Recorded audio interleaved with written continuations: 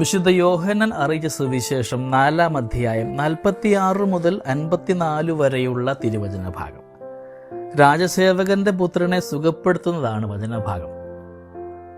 യേശു യൂദയായിൽ നിന്ന് ഗലീലയിലേക്ക് വന്നു എന്ന് കേട്ടപ്പോൾ അവൻ ചെന്ന് തൻ്റെ ആസന്ന മരണനായ മകനെ വന്ന് സുഖപ്പെടുത്തണമെന്ന് അപേക്ഷിക്കുകയാണ് ഈശോയോട്.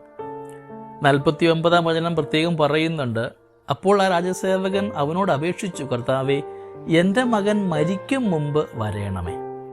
ക്രിസ്തു തൻ്റെ ഭവനത്തിൽ വന്ന് തൻ്റെ മകനെ സുഖപ്പെടുത്തണമെന്നാണ് ഈ രാജസേവകൻ ആഗ്രഹിക്കുന്നത്.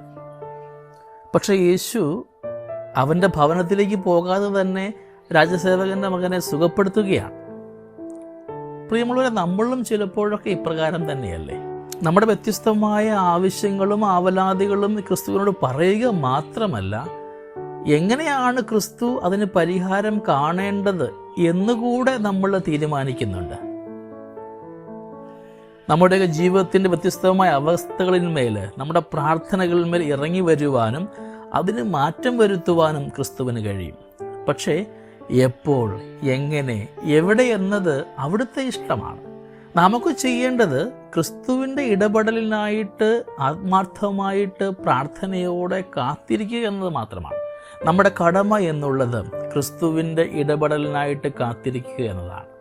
നമ്മുടെ ഓരോരുത്തരുടെയും നിരവധിയായ പ്രാർത്ഥനകൾക്ക്, നിവേദനങ്ങൾക്ക്, ചിന്തകൾക്ക് ഉപരിയായ നന്മ നൽകുവാനായിട്ട് അവിടുത്തേക്ക് കഴിയും. അതിന് ദൈവത്തെ നാം അനുവദിക്കേണ്ടിയിരിക്കും. സ്നേഹമുള്ളവർ, നമ്മുടെയൊക്കെ ജീവിത മേഖലയിൽ അനുദിനം ഇടപെടുന്ന ഒരു ദൈവത്തിനായിട്ട് കാത്തിരിക്കാം. നിന്റെ ജീവിതത്തിലേക്ക് കടക്കുവാനായിട്ട് ഇന്ന് ക്രിസ്തു ആഗ്രഹിക്കുന്നുണ്ട്.